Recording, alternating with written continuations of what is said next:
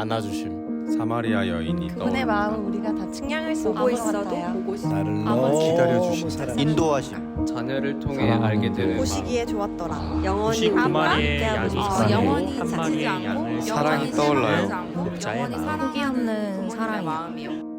하나님 하면 뭐가 떠올라? 하트.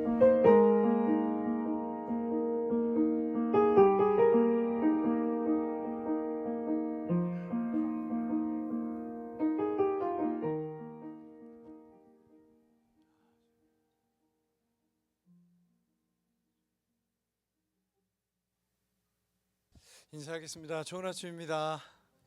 네, 좋습니다. 우리 사도행전 10장을 보겠습니다.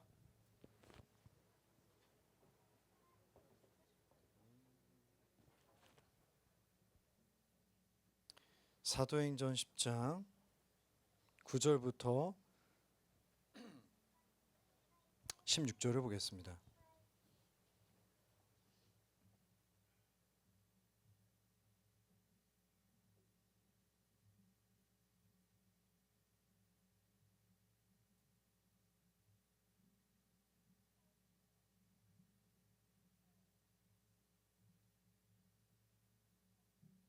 구 절부터 16절 저랑 교대로 읽습니다.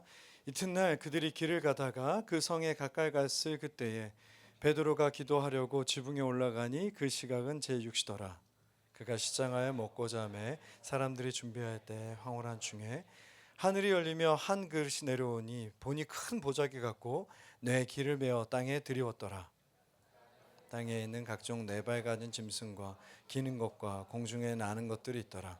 또 소리가 이르되 이스되 베드로야 일어나 잡아먹으라 하거늘 베드로가 이르되 주여 그럴 수 없나이다. 속되고 깨끗하지 아니한 것을 내가 결코 먹지 아니었나이다 하되 또 두 번째 소리가 있으되 하나님께서 깨끗하게 하신 것을 내가 속되다 하지 말라 하더라. 16절 같이 보겠습니다.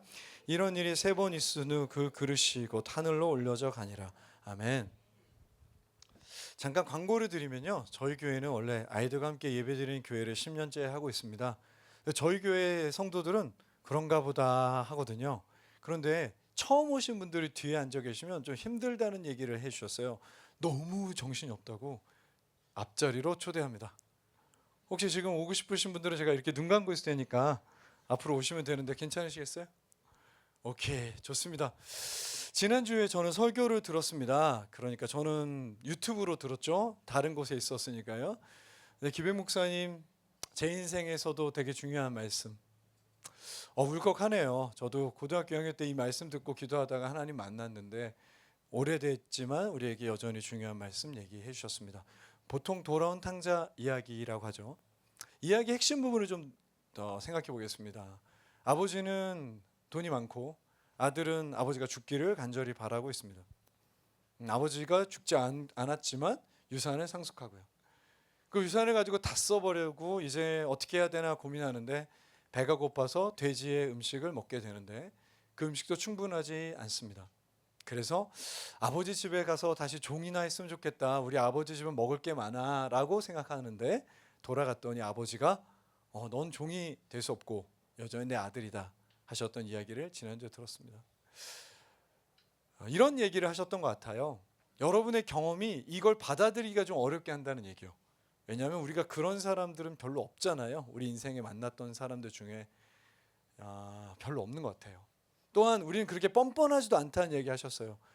어떻게 돌아갔지? 어떻게 그렇게 재산을 다 잃어버리고 아버지한테 돌아가지? 그러나 중요한 얘기를 기억해야 된다고 했습니다. 이 얘기의 핵심은 아들을 기다리신다는 거죠. 딸을 기다리고 계신다는 거죠. 저도 일본에 가서 설교를 했는데요. 목사님이랑 마음이 통했나 봐요. 저도 비슷한 설교를 했습니다. 이 마음이 없다면, 그러니까 제가 지난주에 일본 교회에서 설교했던 건 윤동주 선생님의 시를 가지고 설교했거든요.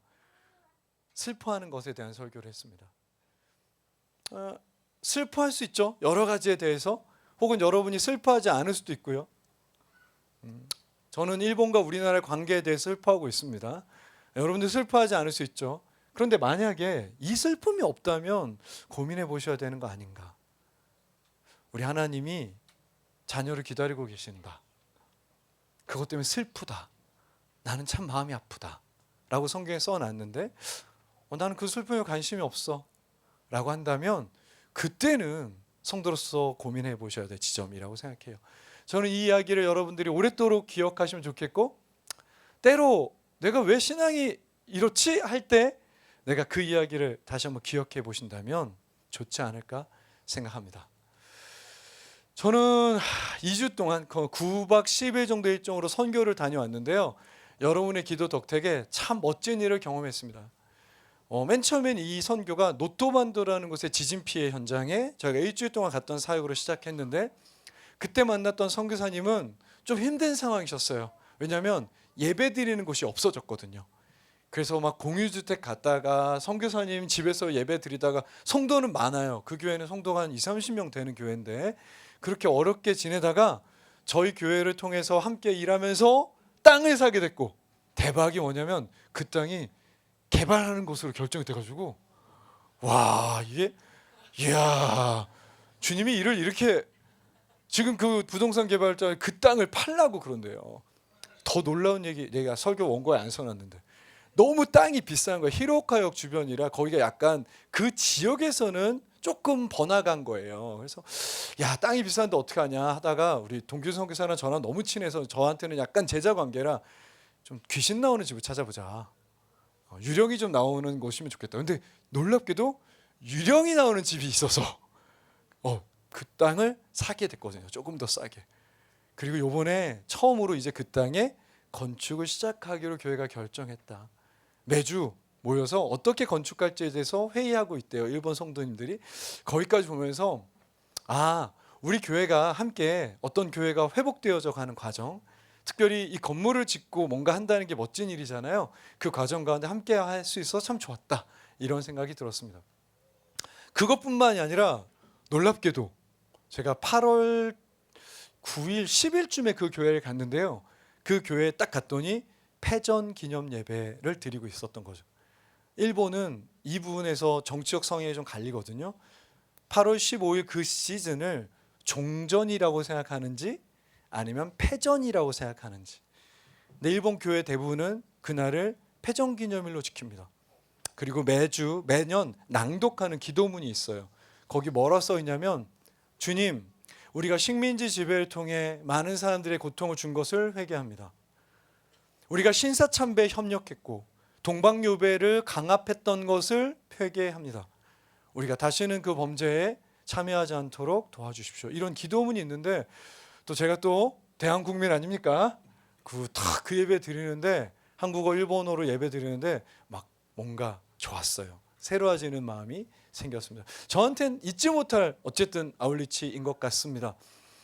근데 중요한 사실은 제가 이 아울리치를 안 갈 뻔했거든요. 안 가겠다고 이미 선교사님한테 전화를 했거든요. 뭐 저는 자주 그런 전화를 하긴 하지만 이번에도 못 간다, 이렇게 말을 했습니다. 왜 못 갔냐면 여러 가지 이유가 있었습니다. 근데 제가 제 마음을 살펴봤고 설교 준비하면서 정리해 봤더니 제 마음속에 한 가지가 없는 거죠. 성도로서 있어야 돼. 그래서 이 멋진 선교를 못 가게 될 뻔했죠. 여러분도 저랑 같이 짧은 설교지만 고민해 보셨으면 좋겠어요. 아마 이 부분, 이 상황, 저랑 좀 비슷한 상황 가운데 계신 분들이 계시지 않을까? 여러분도 그 마음이 없기 때문에 뭔가 나아가야 되는데 못 나가고 계시는 분이 있지 않을까? 오늘 잠시 함께 생각해 보고자 합니다.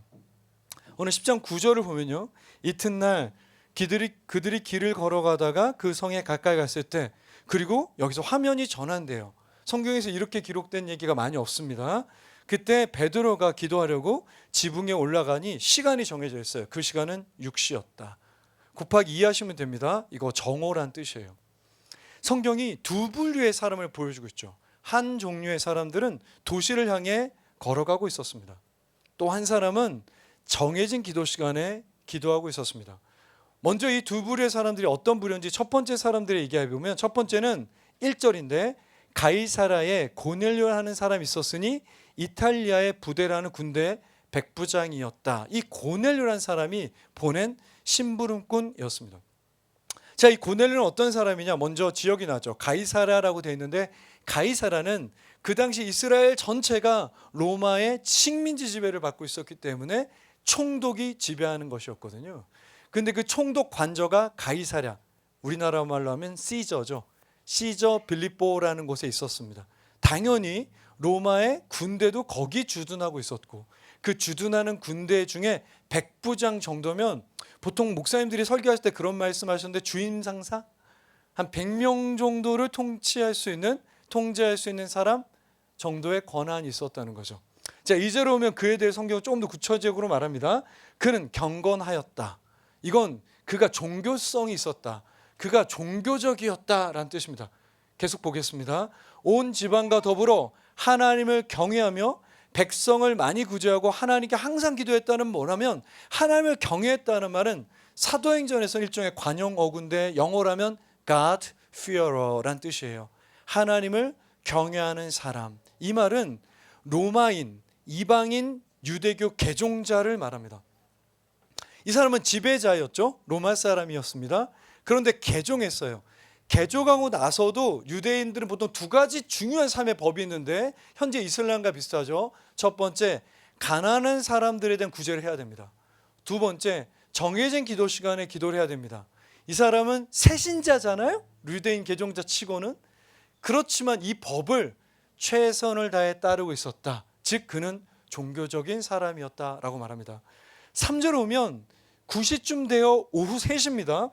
환상 중에 하나님의 사자가 고넬료를 부르고 너의 기도가 하나님께 닿았고, 지금 요빠라고 하는 도시에 베드로라는 사람이 있는데 그 사람을 빨리 집으로 초대해야 된다라고 하는데, 오늘 성경은 구체적으로 시간들이 기록되어 있잖아요. 기록된 이유가 있습니다. 지금 가이사랴부터 요빠까지 45km예요. 그런데 오후 3시에 하나님 환상을 봤는데 12시쯤에 도시에 거의 도착했으면 45km를 오후 3시부터 출발해서 아마 다음날 계속 걸어도 정오까지 도착하기 조금 힘든 시간이에요. 무슨 얘기냐? 고넬료는 이 환상을 보자마자 신분권을 보냈다는 뜻이에요.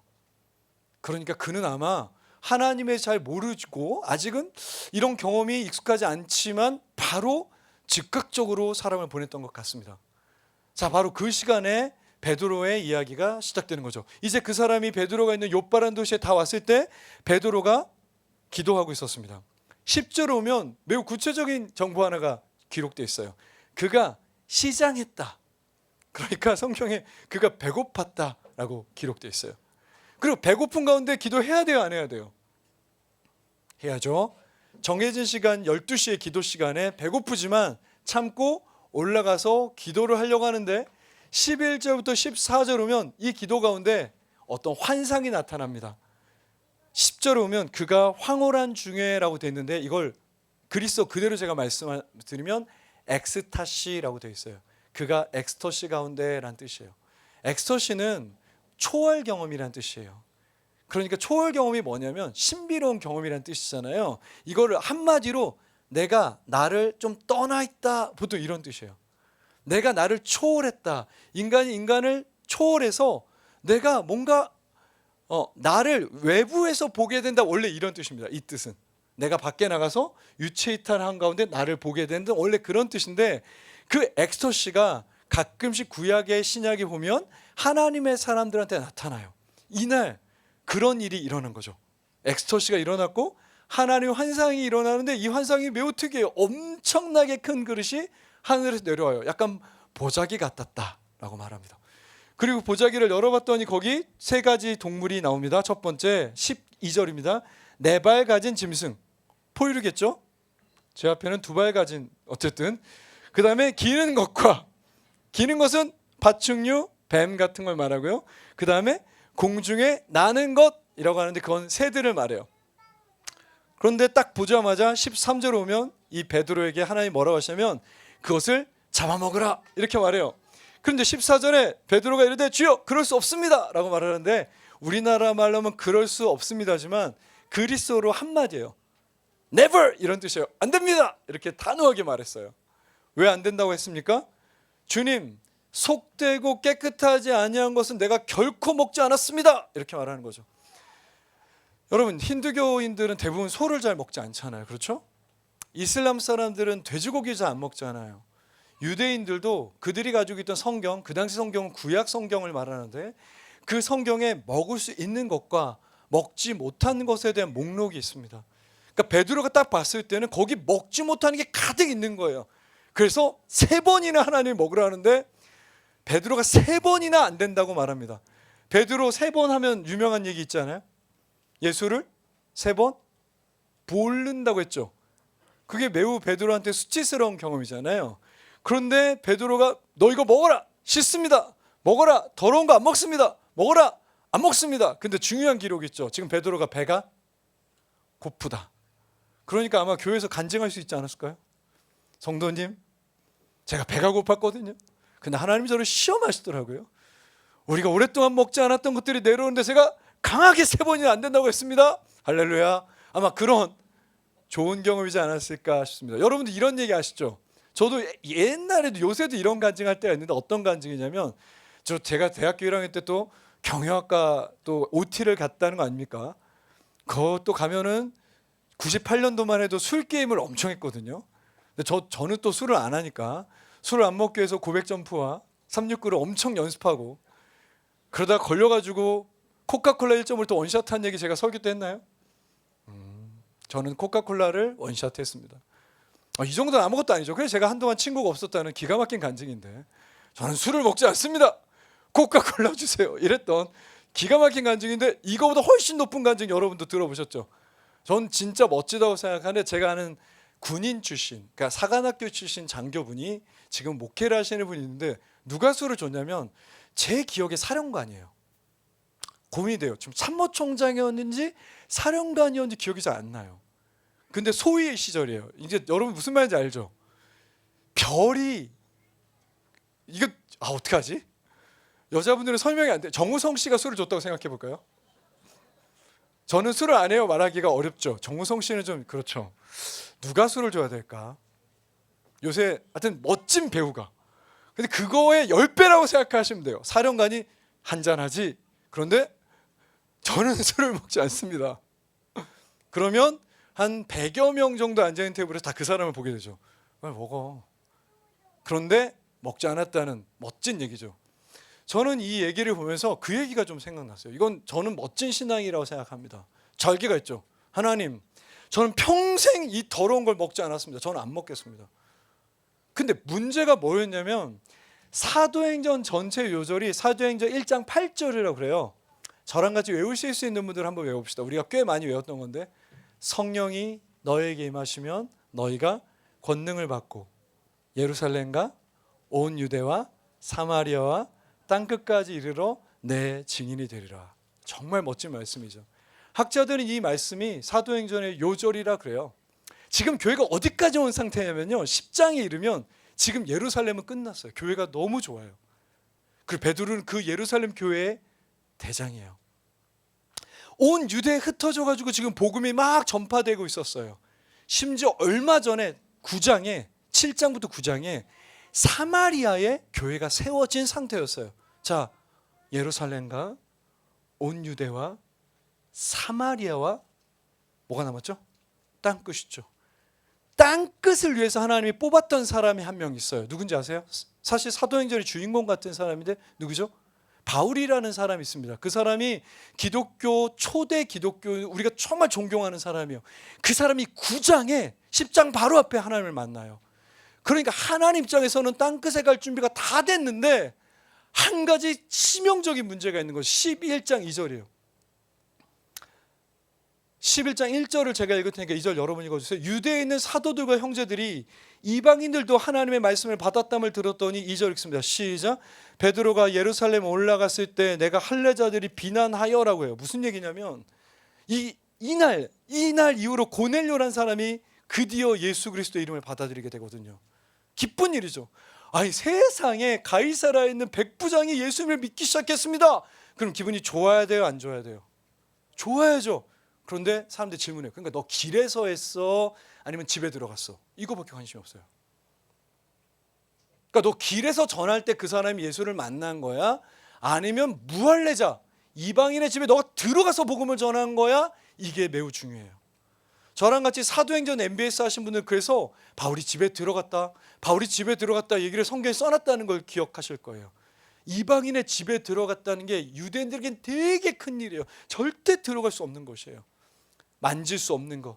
가까이 할 수 없는 것, 먹을 수 없는 법이 있었기 때문에. 무슨 얘기냐면요, 마태복음 16장에 보면 하나님이 베드로한테 열쇠를 줬다고 그래요. 내가 천국의 열쇠를 주마.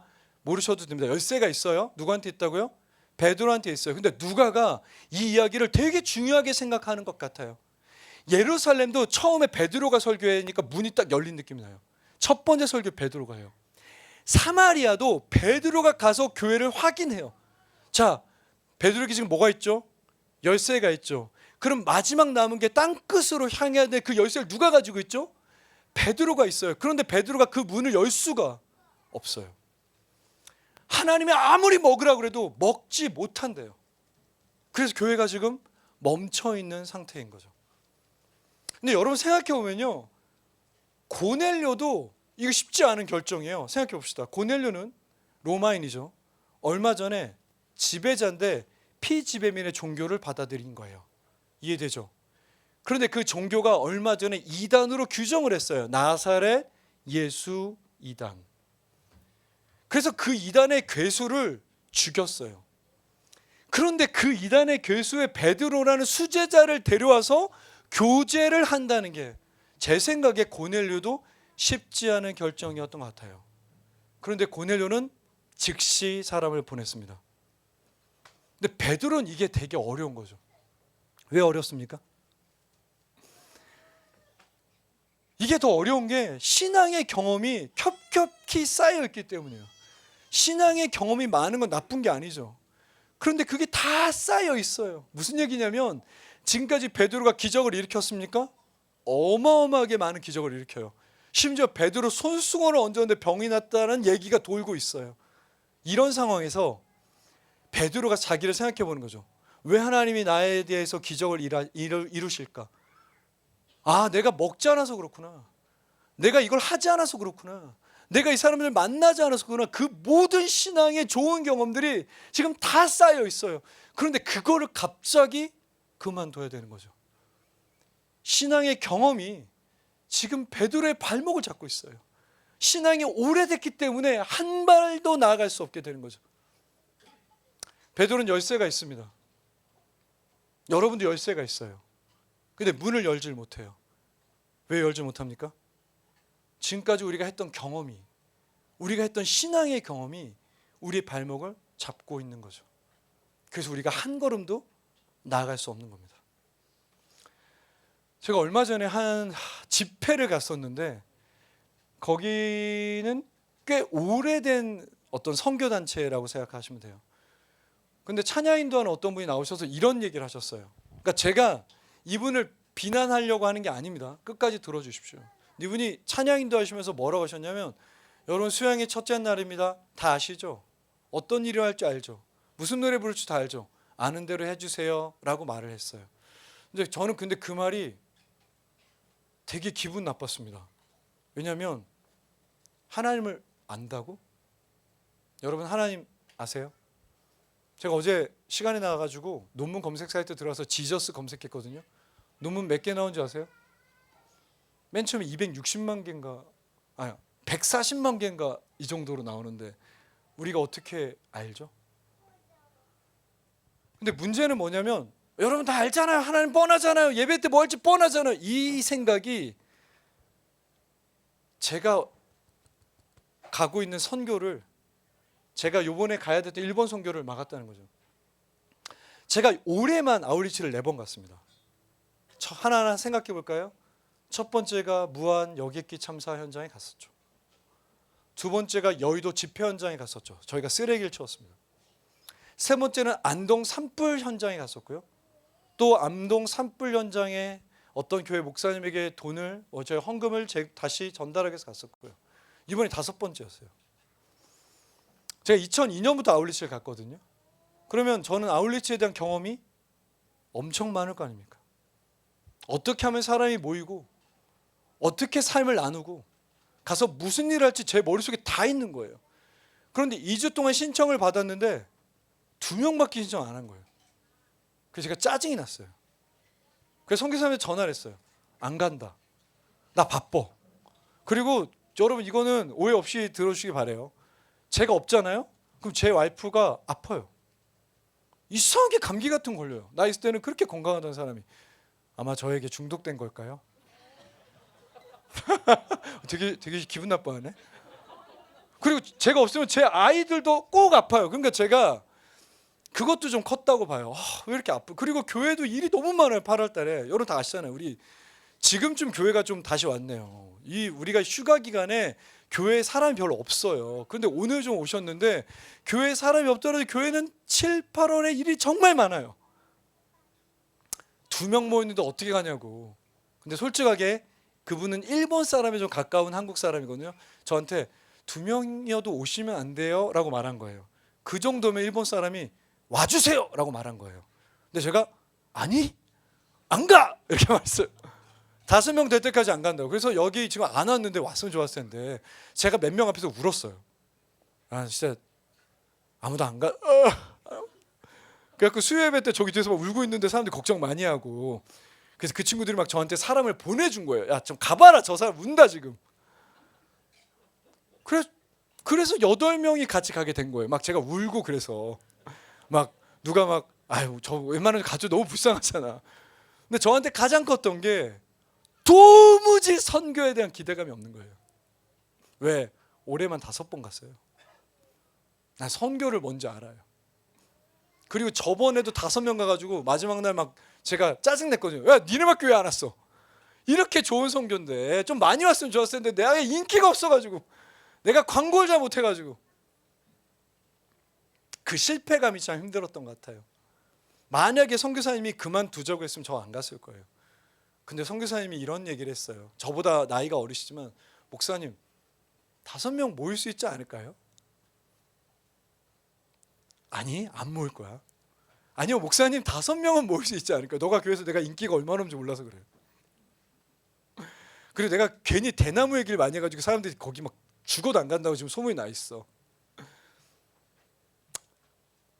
아마 여러분도 저랑 비슷하지 않을까요? 기대가 있으세요?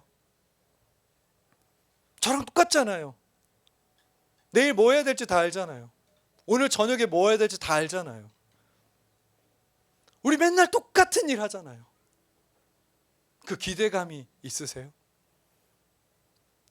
우리 교회 연예인 친구들도 몇 분 계시지만 전 연예인분들 옆에서 보면 여러분들은 매일 다른 거 할 것 같죠? 아니 절대 아니에요. 연예인분들도요, 연예인 시절을 시작하게 되면 똑같은 일을 하세요. 똑같은 일이에요. 가정주부도 똑같은 일을 하죠. 회사원도 똑같은 일을 해요. 우린 다 똑같은 일을 해요. 그래서 무료하시지 않으세요? 매일매일 기대를 가지고 사세요? 근데 여러분 우리 한번 같이 기억해 봅시다. 우리가 똑같은 일을 하고 막 대학을 다니고 직장에 일을 하고 뭔가 아르바이트하고 똑같은 일을 했을 때 매일매일 기대가 됐던 순간이 있죠? 있었습니다. 언제입니까? 네? 사랑하는 사람이 생기면 막 만나고 싶고 이번 주 데이트 뭐 할까 막 기대하고. 저는 생각해 봤을 때 솔직히 좀 미안하지만 저희 와이프보다는 우리 첫째가 생겼을 때 그렇게 집에 막 가고 싶고 막 너무 보고 싶고. 똑같아요. 어저께랑 뭐가 다르잖아요. 머리털이 막 이만큼 자라 있는 것도 아니고 키가 이렇게 커져 있는 것도 아닌데 그 똑같은 얼굴이, 근데 별로 하는 것도 없잖아요. 맨날 누워서 이렇게 하고 있는데 그게 진짜 너무 보고 싶었어요. 우리 막내도 마찬가지고요. 진짜 지금도 사실 집에 가면 아빠 왔다, 건우강우 리나야, 아무도 나오지 않지만 왔어 뭐 대답도 안 해요. 그냥 TV에 이렇게 누워서 보고 있고 오락하고 있고. 그렇지만 근데 진짜 좋단 말이에요. 저는 사랑하는 사람이 생기면 삶에 기대가 생길 수 있죠. 그래서 여러분들에게 물어보고 싶습니다. 하나님에 대한 기대가 있습니까? 오늘 이 예배 오시기 전에 오늘 예배 때 뭔가 기대가 있으셨나요? 하나님을 안다는 것에 대한 기대가 있으세요? 가끔 그런 얘기를 듣습니다. 아, 저 예전에 신앙 좋았습니다. 아, 예전에 진짜 하나님이랑 뜨거웠습니다. 죄송한데 80살 넘어가시면 제가 그 얘기를 인정해 드릴게요. 그래요, 충분히 경험하셨네요 라고.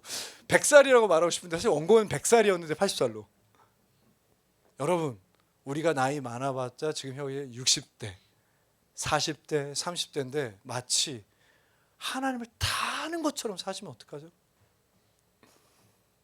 그 하나님에 대한 기대가 없으니까 오늘 기백 목사님 기도인도 너무 감사드리고 찬양도 너무 좋은데 새 일을 행하신다는 건데 우리 삶에 개입하시는 하나님에 대한 기대가 전혀 없으니까, 1도 없으니까, 새로운 하나님의 기대는 하나도 없으니까 당연히 삶에 기대가 없지 않습니까?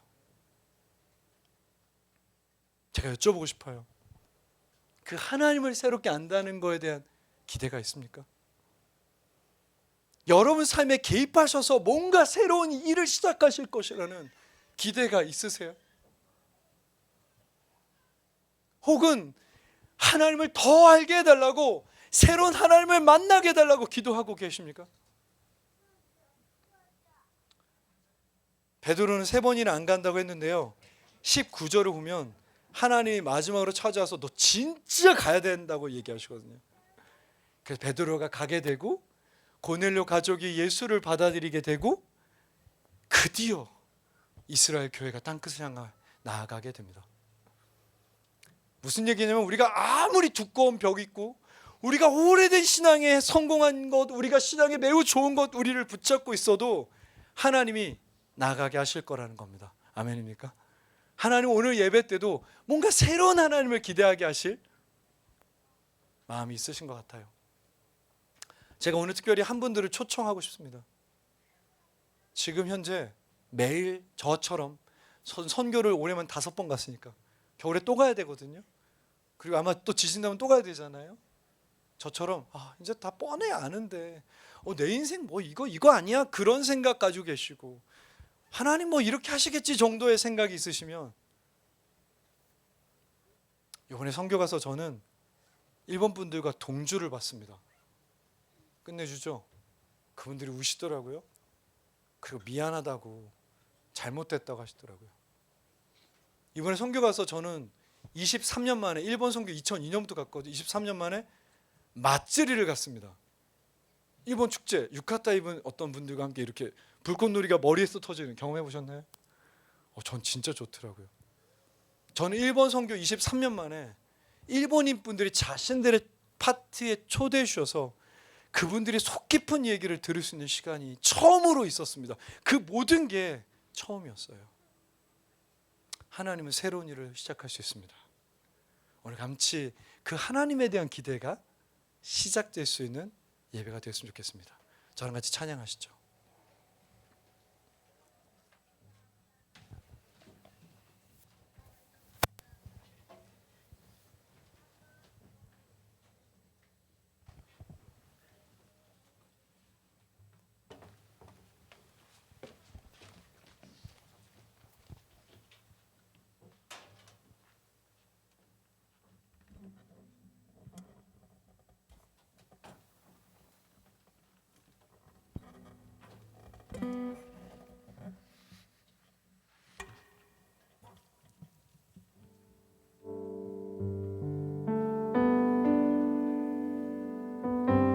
찬양 부르시면서 오늘 들으셨던 이야기를 여러분 마음속에 한번 물어보시면 좋겠어요. 내가 오랫동안 신앙생활 했는데, 내가 정말 좋은 하나님을 많이 경험했는데 혹시 그것이 잡고 있는 건 아닌가? 그것이 전부라고 생각하고 있는 건 아닌가? 내 안에 새로운 하나님에 대한 기대와 새로운 내 삶에 대한, 아무것도 바뀌지 않아도 우리가 사랑하는 사람이 생기거나 우리 사랑하는 자녀들이 태어나면 삶에 대한 새로운 마음이 생겼던 것처럼 우리가 혹시 주님과 다시 한번 그렇게 되기를 바라고 있는가 한번 물어보시면서 같이 찬양하시면 좋겠습니다. 나의 가는 길 주님 인도하시네.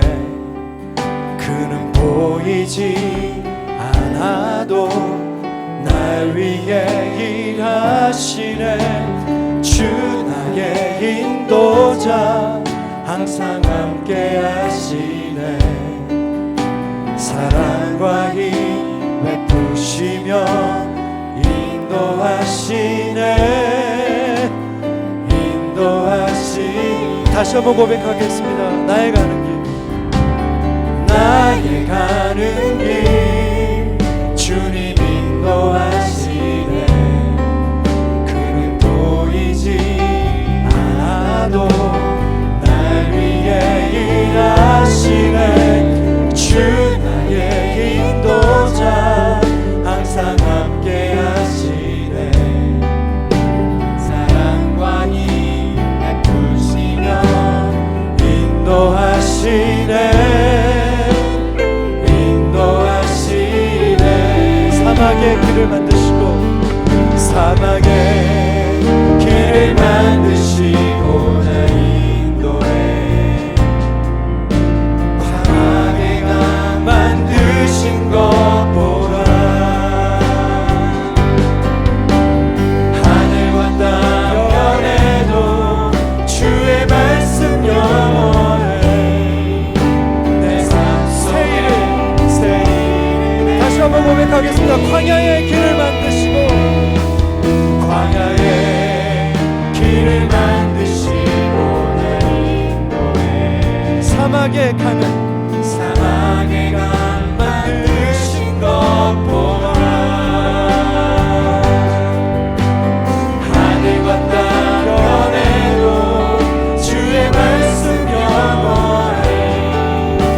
내 삶 속에 새 일을 행하리. 나의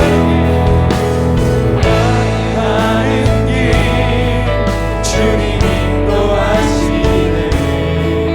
그는 보이지 않아도 날 위해 일하시네.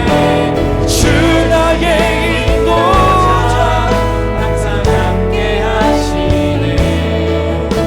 사랑과 힘 베푸시며 인도하시네. 다시 한번 나의 가는 길, 나의 가는 길 주님 인도하시네. 그는 보이지 않아도 날 위해 일하시네.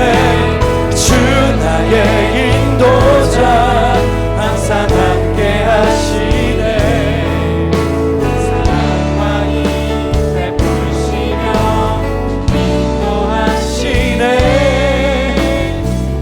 인도하시네. 나의 가는 길,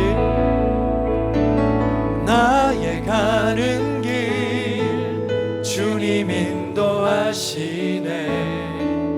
그는 보이지 않아도 날 위해 일하시네. 주 나의 인도자 항상 함께 하시네. 사랑과 힘 베푸시며 인도하시네.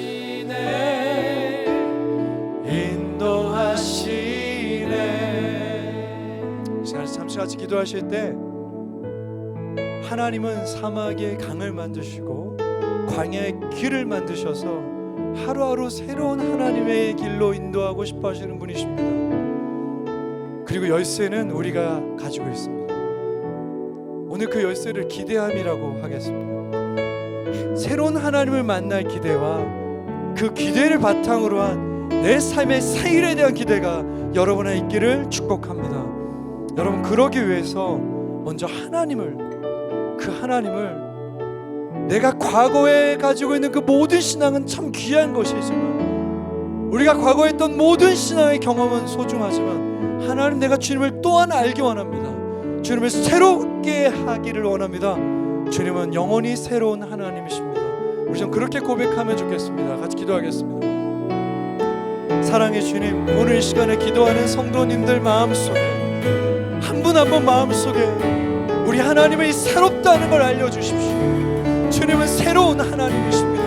날마다 새로우시고 날마다 새로우시고 날마다 새로운 하나님이십니다. 그 하나님이 우리의 삶을 인도하시는 분이십니다. 광야의 길을 만드시고 사막의 강을 만드셔서 우리에게 문을 열라 하시고 새로운 길을 향하게 하시는 분이셨습니다.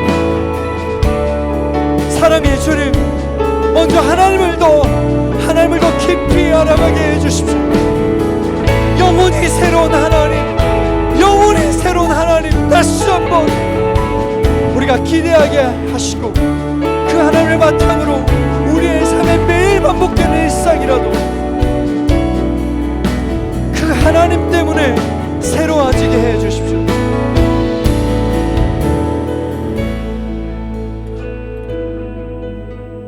두 번째 그리고 마지막으로 기도할 때는 오늘 특별히 이 기도의 자리에 두 부류의 분들을 초청하고 싶습니다. 첫 번째는 저처럼 기대가 바닥난 분들이죠. 아유 선교 뭐 똑같겠지, 뭐 다를 게 있나, 우선 모집하고 큐큐하고 가서 일하면 되지. 혹시 그렇게 생각하는 분들, 여러분의 삶에 기대가 없어진 분들을 먼저 초청하겠습니다. 두 번째는 새로운 일 앞에 서 있고 이문을 열고 들어가야 되는데 기대보다는 불안이 커져 있는 분들을 또한 초대하고 있습니다. 설교를 준비하면서 그 두 분의 사람이 오늘 꼭 들었으면 좋겠다라고 하는 마음을 주셨거든요. 만약 그 두 가지가 아니시면, 두 부류의 사람이 아니시면 그런 분들 왜 같이 중보하시면 좋겠습니다. 하나님 기대를 회복시켜 주십시오. 하나님을 더 알게 해 주십시오. 우리 좀 그렇게 기도하고, 그 두 부류에 속한 분들은 하나님 다시 한번 당신을 기대합니다. 당신은 새를 행하실 분이십니다. 광야의 길을 만드시는 우리 하나님이십니다.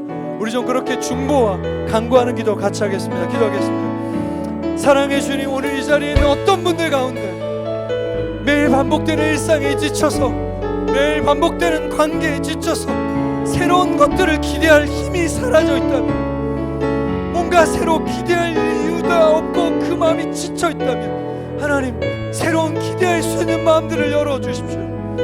계속해서 베드로에게 가서 새로운 일을 얘기하신 하나님, 그 속되다 생각했던 것을 먹으라고 하셨던 하나님, 그 벽을 넘으라고 하신 우리 주님, 삶의 기대가 사라져 있다면 주님이 영원토록 새로운 하나님이심을 다시 좀 알게 하시고 그 하나님을 바탕으로 이제 다시 한번 기대할 수 있도록 도와주십시오. 하나님, 주님은 광야의 길을 만드시고 사막의 강을 준비하셔서 백성을 이끄시는 분임을 알고 있습니다. 오늘 그 문 앞에 서서 열쇠를 열까 말까 주저하는 분들이 있다면, 새로운 삶의 변화 앞에 기대보다는 불안이 커져 있는 사람이 있다면 주님 다시 한번 기대로 채워주십시오. 주님은 새로운 일을 행하실 분이시라는 것, 그 기대로 채워주십시오. 사막에 길을 만드시고 날 인도해, 사막에 강 만드신 것 보라. 다시 한번 광야에 길을 만드시고 날 인도해, 미리 사막에 강 만드신 것 보라. 다시 한번 광야의 우리를 그걸 만드시고 지금 초대하시고 계십니다. 우리가 기대로 문을 열면 하나님은 새를 시작하실 줄로 저는 믿습니다. 우리 삶에 다시 한번 광야에 길을 만드시고 날 인도해, 사막에 강 만드신 것 보라. 하늘과 땅 변해도 함께 하시겠다는, 길을 만드시고 강을 만드시겠다는 새 일을 행하느니, 나의 가는 길 주님 인도하시네. 그는 보이지 않아도